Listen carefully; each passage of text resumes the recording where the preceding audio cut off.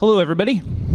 Welcome to Life Before Elite, the Hacker's Illustrated Guide to Script Kiddie History. I'm glad you've all come to see some of our humble origins in the hacking world. Who here is willing to admit they were once a script kiddie? Yeah? Oh, yeah, that's right. Wear it proud. Yes. You know, as someone who's been sort of a professional pen testing guy for many years and informally a hacker before that, I kind of hold near and dear to my heart that early 90s period where everyone seemed to be elite hack wars all the time. And this is kind of my love letter to all that, and kind of looking back and seeing where that came from, where all those terms originate, how old they were, what they all meant to all of us. I think everyone had an experience kind of like that growing up. So I'm John Dunlap. I'm a security researcher, penetration tester, exploit developer. I'm a big fan of hacker history. I'm a demo scene mega fan, which there's going to be a demo party at Hope this year. I'm so stoked for that. You guys should go if you aren't already planning to go. And I'm an amateur geneticist. I'm doing a talk at DEF CON this year on my implanting encrypted data inside living life forms. And this is Alex Ivanov to my left here, who is also a penetration tester. Yeah. You want to talk about yourself a little bit, Alex? Of course. So, yeah, I'm a pen tester, but I've been hacking my whole life. Script Kiddie, OG. In my spare time, I like to collect knockoff bootleg game consoles, Famicom clones, handhelds, anything like that. I love Alibaba. And I like online scams, quackery, anything dodgy. All of that bad stuff is just so enjoyable, which is why I really embrace the Script Kiddie aesthetic to this day. Gotta love it. Yeah. All right. You know, a couple of before we truly start kind of slides. Obviously, we didn't name drop our employers. Whoever those guys, whoever those guys are, none of this represents their views. Don't hold it against them. I want to throw out a special call out and thanks to Jason Scott and Text Files. A lot of this research I did on Script Kiddie history would be impossible without Text Files. There just isn't enough archiving and history of our sort of shared heritage. And you know, the more that this is absolutely 100% of my life, the more I look back and thank God that's there. So if you guys ever get a chance, give Text Files a hand any way you can. I was going to look for some kind of donation link, but if you read his help Text Files, he's so humble about how you can help Text Files. So what does this talk about? We're going to talk to you about what the history of script kiddies are. We're going to go through some loving examples. We're not here to make fun of anyone or shame anyone. There might be some slightly cringy stuff, but I think we've all been there. A little bit of nostalgia, and kind of get into how we got to this stereotype of what a script kiddie is. Because it's funny, it's older than you probably think, unless you were really around in all the way back to the freaking days. And it's remarkably consistent as far back as it goes. But yeah, last one. We're not calling anyone out. I tried not to have too many actual screen names in this, but if you saw your own, it's loving. Trust me. So what is a script kiddie anyway? Probably almost everyone in this room has some kind of conception of it, but we have to define. Basically, a script kiddie is what a lot of people would call someone in the hacking community who doesn't make their own hacks, right? Someone who goes and downloads some pre-made exploit and just runs it against everything. But there are sort of connotations there, right? This is a term that would be used against someone who's new, who's newbie, who's not contributing the way other people think they should be, someone who's not adding to the community. They're just using existing exploits to go cause havoc for fun. And the implication is also that it's a younger person, someone who's a little more boisterous. And you'll be surprised as we go through this how consistent that kind of stereotype is. I think every community has some kind of greenhorning ritual where people are sort of hazed into it. And it's funny, you see all these posts, if you look through old BBSs, of people like, I want to learn how to hack and I know nothing of it, but please don't call me a script kiddie. Like, I heard about the script kiddie thing, I want to let you guys all know that I heard about it, don't call me that, but please show me the scripts. What do you think the next post is? Yeah. Script kiddie. Yeah. And how do I hack Hotmail? How do I log in if I only have the username but not the password? Seriously, that occurs on so many Yahoo It answers. goes back so far. Then there's this other side of it, is that maybe it's back and forth between people who are trying to disrespect each other, and maybe you're talking to people who are not script kiddies, they're really hackers, it's kind of like, you're not as lead as I am. There's a little hacker group, interwarfare. That's definitely a thing. There's always, before we had Stack Overflow and we were literally assigning each other points, which we've been doing a lot longer than you think we have too. We're trying to fight over status forever. How human of us. So, in my opinion, we're going to sort of start from the middle. Script kiddie as a term really hits the popular American world, even, I should say, consciousness in about 1998, 1999. By that point, it was very saturated, and you can kind of find it everywhere. So here's a zine called Morpheus, and this guy gives a quick definition of what he calls a script kiddie. Let's see, they are above the so-called lead hacker because they can actually root boxes even though they have no idea what they are doing. They just run exploits against box after box and are usually after wares of credit cards. They have a large collection of exploits and programs with big, beautiful, shiny buttons. Don't worry, we've brought shiny buttons. There will be shiny buttons later on. But the stereotype is deeply ingrained. You know that there's the elite speak, there's the scripts, the easy-to-use hacks are there already. Here's another person trying to define it. This is from a guide Grifter put together on why you shouldn't be a script kiddie. It makes absolutely no sense to be a script kiddie, says Grifter. Now you're not expected to write some program on your own, Again, the stereotype is you don't write your own stuff.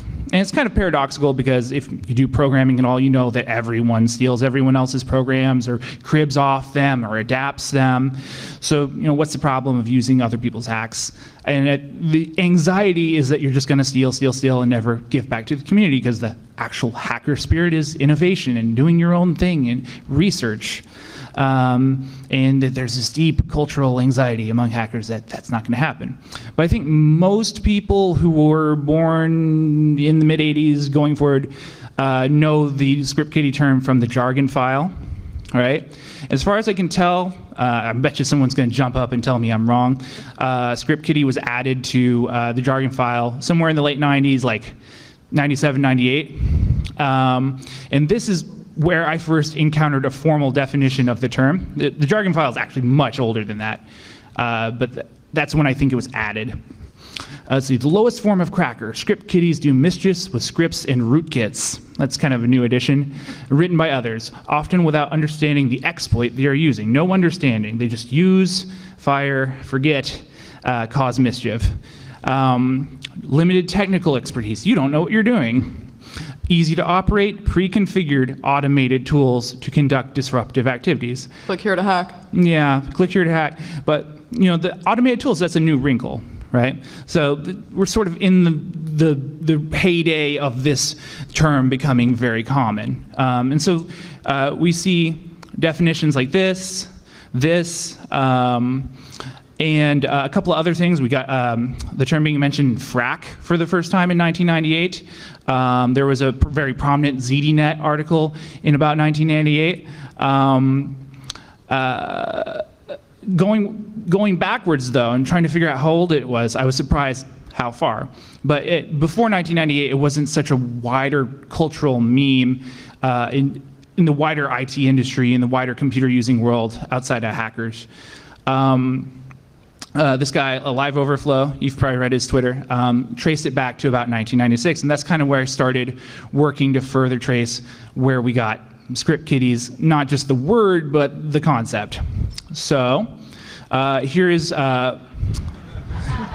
here's a script, right, meant for script kiddies from the Hackett zine on the Cute Skunk CD zine collection, and it says script kiddies cut here with the implication that you shouldn't read, if you're a script kiddie, you don't want to read my whole article, above this in the actual zine. There's a big explanation of his exploit, and if you just want to hack at AIX here, here's how, just run this thing.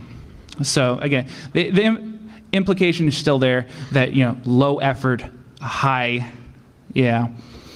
Here it is in the pejorative sense, in frac, sucks to be busted, sucks worse to plead guilty to being a script kiddie. So, you always have to dig deeper when it's already a term that everyone's supposed to know. The further back you go, though, before 1996, you stop seeing script kiddies as much. You start just seeing kiddies. So we have people talking smack about kiddies in 1993. AT&T thought that beige boxing was too hard, so they made it easier for all the kiddies to rip them off even more. So before script kiddies, we were just calling people kiddies, which is kind of interesting. And then you see it kind of mixed with another phrase, and we hear about K-Rad kiddies. And this is like... well, how many of you have heard of this one? Yeah, who's heard of K-Rad kiddies? Yeah, a couple. And this is where like my millennial brain melts, and I'm like, I've never heard anyone talk like that before. We probably spent like a couple hours like finding the true root of the whole like K-Rad. And that's kind of where you have to... So before there were script kiddies, there was K-Rad kiddies. And here's a reference to it in 1993. Enjoy your K-Rad Elite Codes kiddies. And that's when I know this was really a similar and related term, because we got the elite speak. We're being called Elite Codes kiddies. So it's basically script kiddies, the same kind of behavior.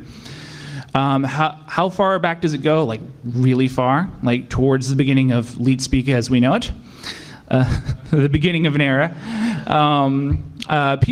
There's records of people being confused about this even back in the day. In 1994, this guy's talking about, was it K as in kilobytes?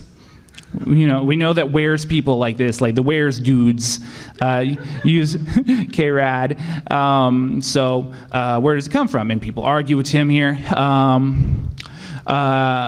It was from a magazine, says this guy. Yeah, I heard it was from a magazine, 84, 85. And this guy's like, who cares, right? It's just something you would say. It just sounds rad. Yeah, it just sounds cool. And then someone else is like, maybe it was from an Apple BBS. I seem to remember that. Like it was with the Apple people, right? That's the first real clue of origin of K-Rad, as far as I could tell.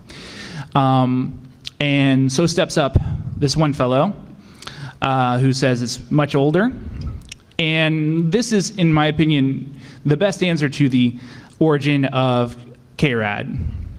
And basically, this fellow says that he ran a BBS in the early 80s, like probably one of the early BBSs for Apple people. Where do I come in? I'm one of the original 4 MPG members, the BBS, and yes, we did start the K craze, spontaneously without inspiration from outside sources. It started spontaneously for all of us in 1982, so it's really old, predates most of us. It wasn't K in terms of kilobytes, it was K as in K-by. As in, I guess going back to maybe party line days, people were in the habit of saying things like K-high, K-by, and that just use it as like a sign-off, like a quick like K-by. K-by. Yeah. And that was just like a kind of a signature, an inside joke of that group of people, but it turned out to be a really big BBS. So claims the guy like 10,000 people, and it spread from there, and that kind of makes sense because you see K-Rad and K-Cool and the K-Craze going back to about that period. And anytime that everyone starts spontaneously using a meme like that, it becomes an inside joke about how worn out it is. I think that's kind of the like early elite. Let's see. more from him.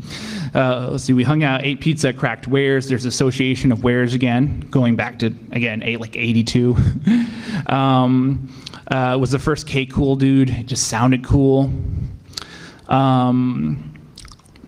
And then I saw this term, and I was really confused. Now, like the K-Cool, K-Buy stuff, it made sense to me. It all sort of reminded me of wares and elite speak as I had known it growing up in the 90s. Then I heard about rodents. I was like, whoa, WTF, what is a rodent? It kind of like clicked for me as something you might call a skitty, like these are rodents. Because one thing you might see, I'm going to show some demonstrations of it, is that one of the recurring accusations about skitties is that they take more than they give. And they're kind of like pest-like, like rats, think about it. It's like vermin, you don't want that around, they're a nuisance. And talking to older people about it, one of the things that was always explained to me is that people were associated with the old ware scene, the people pirating software in the early days of it, didn't like people who just downloaded and used bandwidth as opposed to uploading. It's kind of like BitTorrent today. Nothing changes. Leech. Again, vermin. Yeah. So as far as I can tell, rodent goes way back. So those same people who were mocked for being K-Rad, once K-Rad became a meme, before that you can see people being called rodents. Here's the definition of rodents. Scum of the computer underground. These are usually teenage kids who recently received a computer with a modem and want to do all sorts of illegal, harmful stuff. Is that not a script kiddie? That's a script kiddie. That's so nice. Did you get a pewter for Christmas? Got a modem? And on the stuff, feel like a rodent because you don't know what a 950 is. So it definitely has some kind of freaking connotations. I like this one though. Speaking of Christmas, someone wrote like a poem about it. 'Twas the morning of Christmas, and all through the house a creature was stirring, that little louse. The stockings were hung by the chimney with care, and lo and behold, an Apple computer was there. The rest of this, I wish I had time in the talk to like go through all of the stuff he says, because he basically makes Night Before Christmas into an entire like phone freaking debugging session. And you even see it there, like, I hope you like my K-Cool mods. Like, yeah. And he has a spinning cursor with a K, so that's there too. We got complaining about it from the Real Freakers Guide. So it goes way back, way back. So what are script kiddies like? And we went through some of the characteristics before, but I wanted to like try and dig up as many patient zeros as possible, and see if were script kiddies quite as annoying or as beggy as people remember they are. They are. One of my primary sources for this, because it kind of sucks trying to do history, is like the cultural aura of an annoying group of people is people complaining about it, and not as many records are saved of the people being annoying, right? Because when someone comes and floods your IRC room, you tend not to save it. So here's someone begging for help. I'm looking for a hack program which messes up that computer I'll be hacking, or I'd like one which will only have to insert an IP address. Has anyone got or can give me the address? Frustrated people explaining why that's all wrong. But then again, this script kiddie knew exactly what he wanted. Does anyone know how to hack a Hotmail account? Sorry, wrong question. You lose. I love that. Yeah, people were always mean. It wasn't just Stack Overflow deleting your questions for being wrong. It goes way back. How can I access a Hotmail account with only a username and no password? If that probably wins the award for the most recurring question. Yeah, this one surprisingly came up quite a bit. To this day, it's like, yeah. It must be like, can we hack Facebook? Always asking for help, no, they realize their limitations. Can anyone please help me? I need to know how to boot people off the chatterbox. All over the place. But also bragging and confident, it's not all humbleness. We owned you, hacked hard, biatch. This is what you get, moron. How does it feel to be a lame pansy? Do you know how many graphics I have to post on your stupid account? So these were sometimes humble people, but not always. They had confidence. And then there's stuff where you're not sure if people are trolling or they're serious. Yeah, there were some that were just like so outrageous where it's like, do not know if legit, like, Yeah, this guy's serious or is it trolling? Yeah, there's a line between script kiddie comedy from people frustrated with it and people who are really that obnoxious, and you really can't tell it sometimes. Yeah, it's hard to tell if it's somebody like baiting a script kiddie or if it's just like really some script kiddie going off at it. I was on the fence with it. I hacked into AOL trademark. I used the ghosting technique. Ghosting means I signed out without anyone knowing who I was. Ooh, I hope you did. Wait, Lenny Loon, probably world's bestest hackers. Let's see. And then there's whole other levels of this guy. I hope he did this with a script. And then lead speak had like different levels. There was like simple lead and then lead where like M was done with like 4 different characters. Yeah, this is like high lead. You were doing like, it was high lead if you used like more characters. If you were just replacing like a few. Yeah. Yeah. Yeah. Simple, but is effective and will compile on every Linux box. Linux is the preferred OS. How many of you can read this without like squinting too hard? Come on. Yeah, it comes kind of naturally, doesn't it? Let's see. Seriously, this is like people writing what looks like lead speak fan fiction. The adventure begins. The Republic of the Galactic Order of Couriers assembly in order to overthrow their wares-mongering oppressors. The SPA, a young doodle boy of the name of Luke Downloader, is killed to the cause by YZOBOW, all the name of Zero Day Want Shinobi. I mean... Just imagine this like floating like the Star Wars text. You know... Down the screen. Yeah, I mean, if only like if the handles I could have thought of were ever as cool as Zero Day Want Shinobi. 0 Day Trains, young downloader. I want that to be on my tombstone. And this one is definitely parody. I don't have time to read it all. And really impressive, while I was researching this, I found that Jason Scott himself had tracked down what could be the first instance of leet speak. In 1978, we have one of the messages from CBBS. There it is, and cool. The first BBS? Yeah. Yes, he is cool. The very first words spoken in lead. I kind of... The dawn of kitty kind. I suspect, I didn't get a chance to fully verify this, that maybe such abbreviations might be even older, but it gets much harder the further you go back. I listened to some, there are a few recordings of party lines from back in the day, and I was looking as hard, like, how do you hear someone speaking in slang, or people, maybe they did it on teletypes. Can I get some teletype records? Like, maybe it was possible. Like, well, I remember this from when I was a kid. It was a huge faux pas to like talk and lead. Like that was a no-go. Yeah, but it would have made me so happy to have found like Brian Kernighan or something like in the early 70s being like, you lead Hacksaw. That would have made my day if someone's PDP message was there or on a stack of punch cards. I think this is one of the most heartwarming and redeeming posts about script kiddies I found looking around. And this is from Cobalt Strike. They're the people who run by Ralph Mudge. They're the people who make Cobalt Strike, and as well as Armitage. And I think he was trying to respond to people asking about help for Armitage. And he says, hackers often complain about script kiddies. People use tools without any clue about what they do.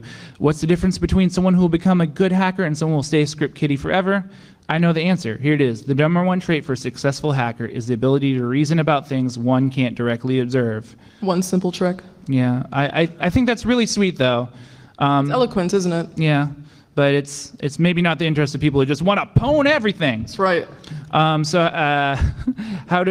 How do script kiddies hack? Moving over to my side of the talk, I'm going to talk about all the cool like script kiddie tools. Yeah, we got shiny buttons for you. Yeah, let me just make this closer. And I'm sorry if you were a sysadmin in the 90s. Some of these might have been the bane of you. Okay. Yeah, get ready to see some major pain points. Okay, so script kiddie tech, like what do they use? How do they get the job done? Well, script kiddies got their code as they came onto boards. Think about it, back in BBS days, they would just like copy paste anything that looked relevant, just get on there and hoard it all. These were often done with like very little understanding. They didn't really care to read the script, understand it, modify it, or whatever. They would just grab anything that looked good and stockpile it for later.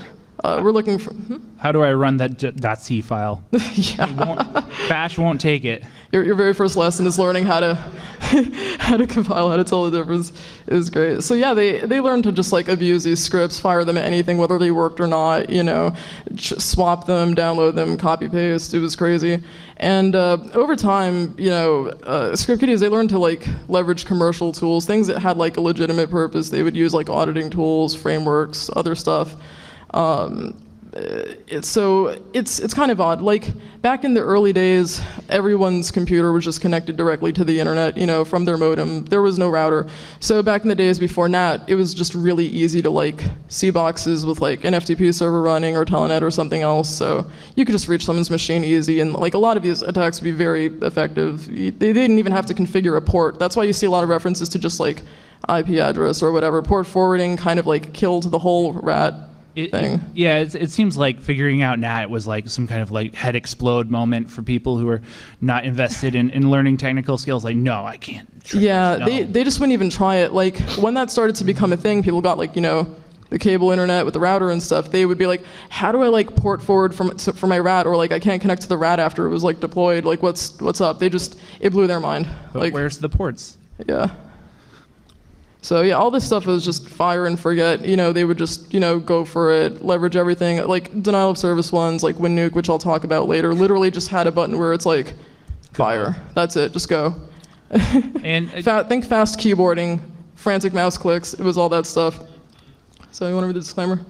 Yeah, we don't want to anger anyone. Yeah, I mean, a lot of these were like started at least as legitimate tools, legitimate research. Like the history of doing development about hacking tools and publishing them at places like DEF CON, or you know, putting out your network administration tool. You might have made a too powerful a network administration tool, and hackers like to use it. Yeah, and so, like especially with like the remote administration tools, like a lot of those were built with like legitimate use in mind. So if you were using back orifice back in the day or something like that, for legitimate uses, or you made it like, we're not talking smack about you, it's just it picked up among that community. I'm sure there's some very smart folks who use some of these tools. I've used a route for legitimate purposes, totally. So what makes a good script kiddie program? It's got to be easy to use. Think GUI, okay? Low configuration, no setup. They can't stand that port forwarding. This was way before that. High damage. You know, they don't want simple reconnaissance things. No. This is far below. We're looking for like DOSing someone's thing, etc. And anything that can be like leveraged widely, like applicable to most things. Like with WinNuke, it was virtually every version of Windows up to like 98 for a long time, and people weren't quick to apply patches back in the day. Very satisfying. Yeah. So where did they get their kit from? You know, think about scripts from BBS. Very simple. Like I said, they would go on forums, collect things, just copy and paste them, trade them. They're not like giving credit to the original developer, and they're not contributing. They're not modifying them and reposting them. Like, oh, here's my useful modification to this, or oh, do that. I kind of miss that system. You know, like I kind of like the old zines.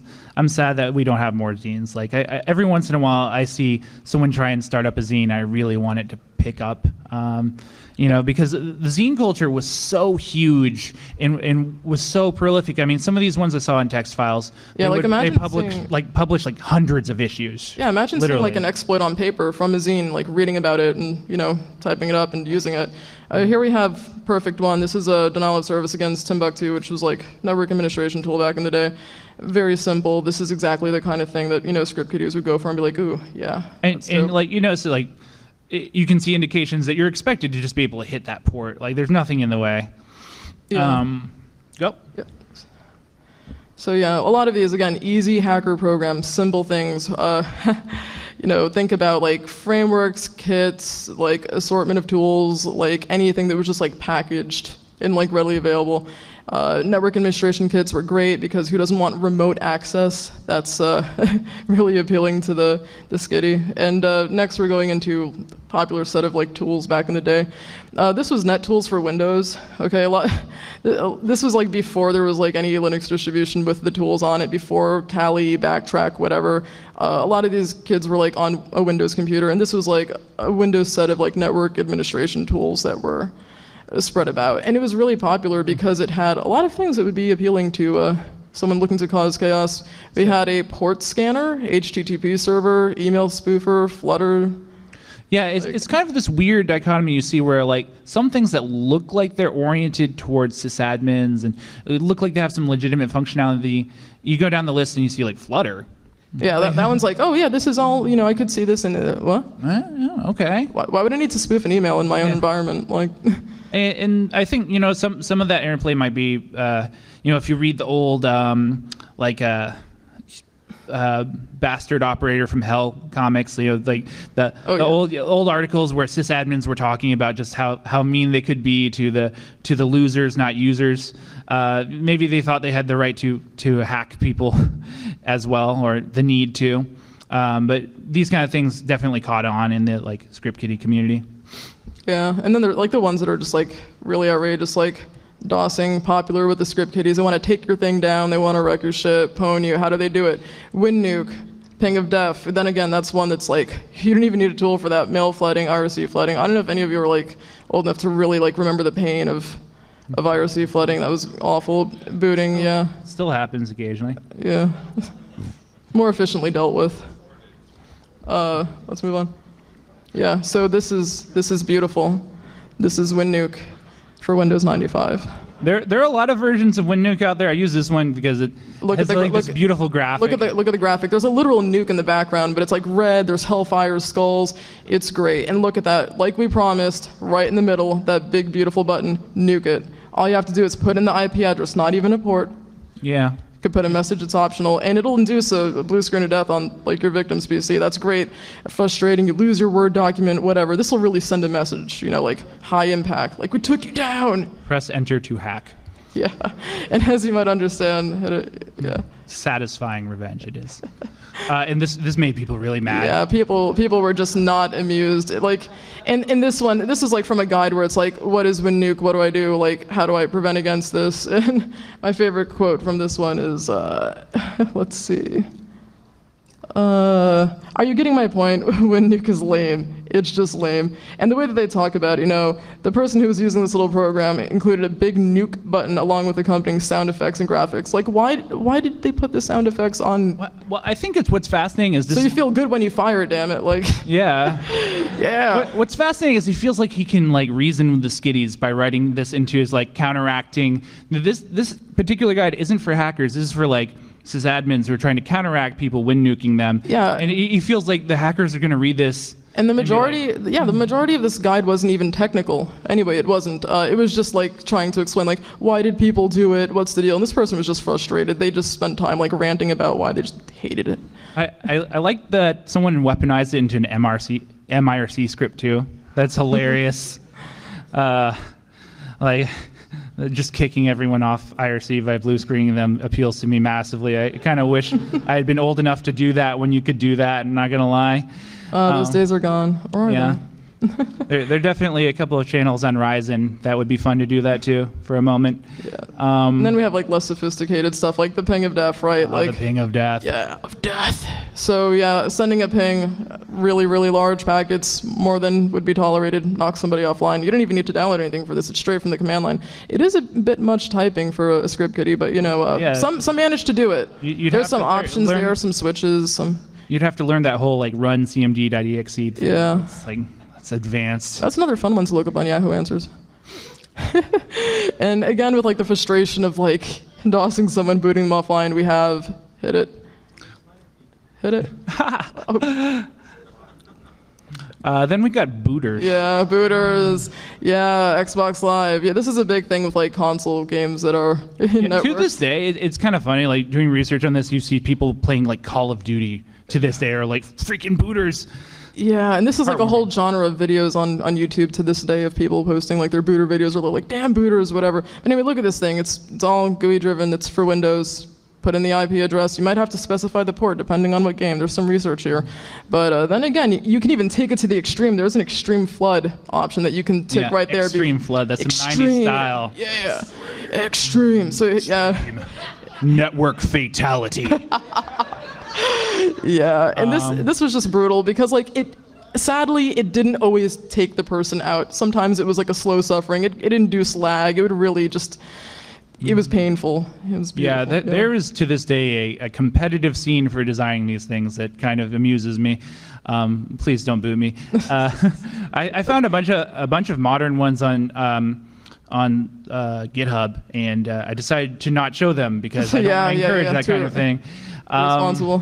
As cool as it is. So moving on. Flooding. Here we go. Flooding.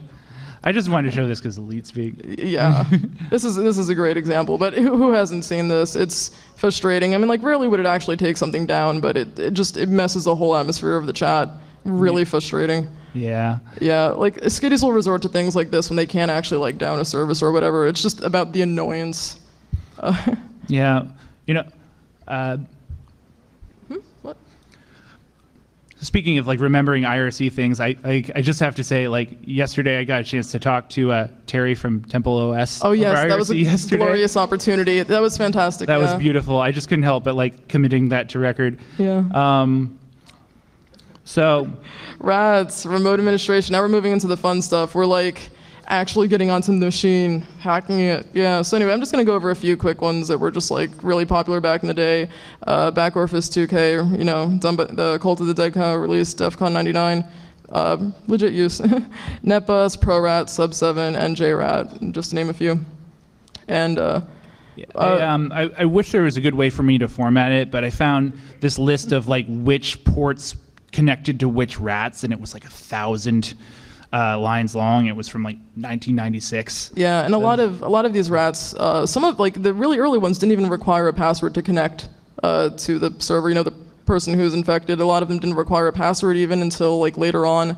That became a thing. Some had hard-coded passwords, which were discovered way later. Some people were really in the habit of like stealing back the rats from people, like hijacking someone's remote back door. I think that's cute. Yeah. So with this one, this is just the client interface for Back Orifice 2K. You can plug in the IP address, the port which the server's running on. You can execute commands and stuff.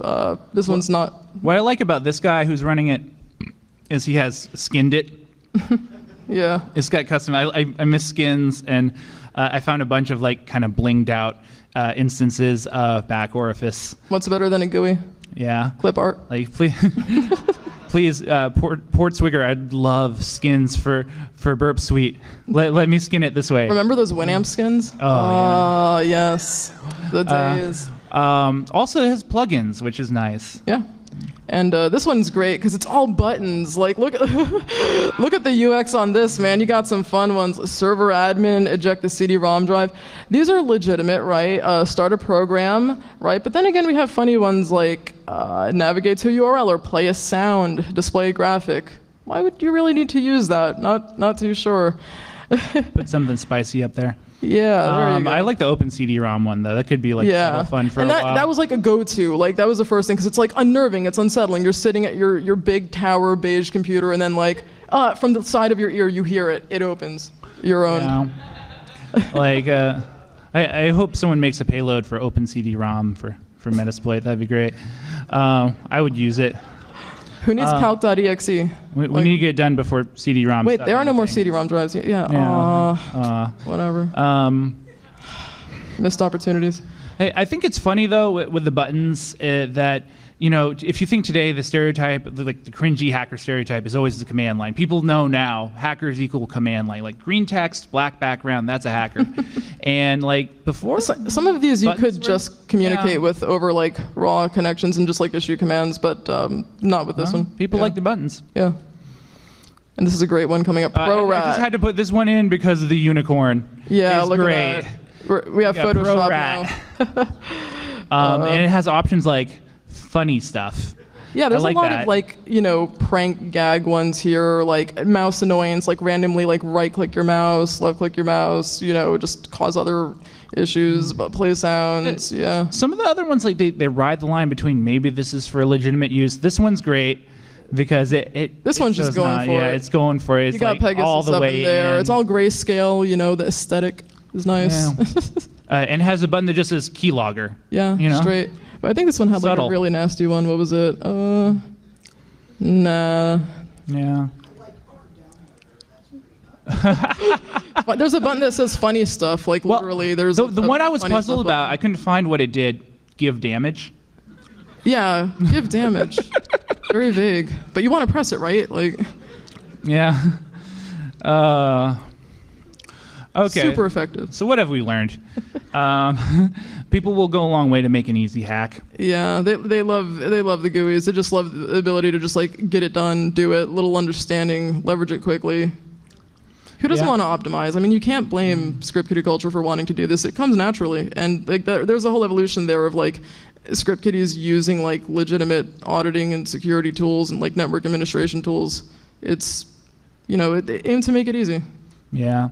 And there was always kind of an element of pranking and what would be the most funny thing to do to people, and what would make the exploits easiest. I think as a community we can kind of reflect on like, is there a way we can kind of capture that fun without encouraging people to be dicks? I think that's something to think about. Like imagine if modern tools had bad clip art, unicorns, nukes in the background with skulls and stuff. Yeah. Yeah. Yeah, like I could use that. The lighthearted. Closest we get is like anime girls pop up sometimes. Like Armitage has like cute moe girls in it. Yeah. Okay, so let's finish up the talk by talking about script kiddies today. And I don't have a whole lot to say about how things have changed about script kiddies since 1998 because nothing changes. As you can tell from K-Rad, rodents, this goes back. It's kind of a property of hacking. Yeah, as people get into it, I think the first thing people hear about hacks is that you can do malicious things, and people will always go for that first in the easiest, least learning way possible. A lot of the times, you still see elite speaking games. Still see trolls using it to sort of indicate that they're here to cause some trouble. Yeah, I mean, like think about it. Booters are still very much a thing in online gaming. Like the same stuff is around. It's perpetual.